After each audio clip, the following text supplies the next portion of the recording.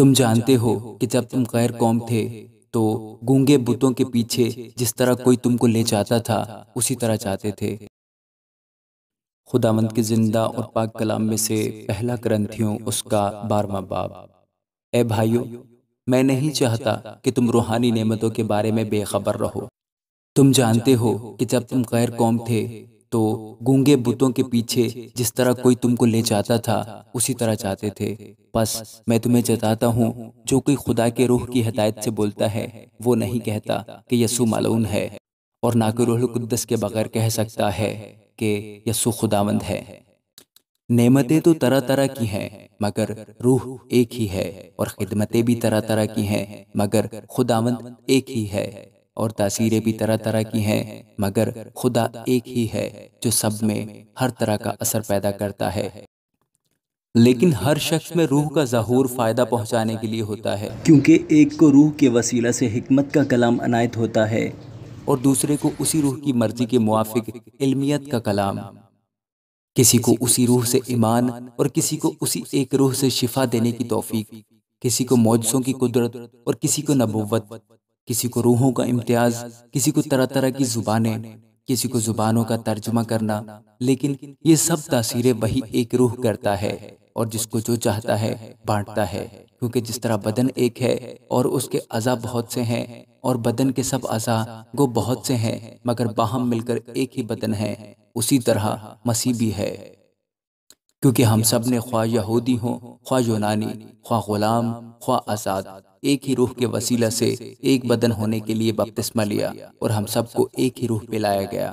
چنانچہ بدن میں ایک ہی عضو نہیں بلکہ بہت سے ہیں۔ اگر پاؤں کہے چونکہ میں ہاتھ نہیں اس لیے بدن کا نہیں، تو وہ اس سبب سے بدن سے خارج تو نہیں، اور اگر کان کہے چونکہ میں آنکھ نہیں اس لیے بدن کا نہیں، تو وہ اس سبب سے بدن سے خارج تو نہیں۔ اگر سارا بدن آنکھ ہی ہوتا تو سننا کہاں ہوتا؟ اگر سننا ہی سننا ہوتا تو سونگھنا کہاں ہوتا؟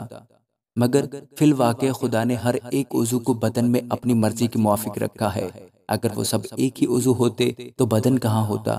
مگر اب اعضاء تو بہت سے ہیں لیکن بدن ایک ہی ہے۔ بس آنکھ ہاتھ سے نہیں کہہ سکتی کہ میں تیری محتاج نہیں، اور نہ سر پاؤں سے کہہ سکتا ہے کہ میں تمہارا محتاج نہیں، بلکہ بدن کے وہ اعضاء جو اوروں سے کمزور معلوم ہوتے ہیں بہت ہی ضروری ہیں، اور بدن کے وہ اعضاء جنہیں ہم اوروں کی نسبت ذلیل جانتے ہیں انہی کو زیادہ عزت دیتے ہیں، اور ہمارے نازیبا اعضاء بہت زیبا ہو جاتے ہیں۔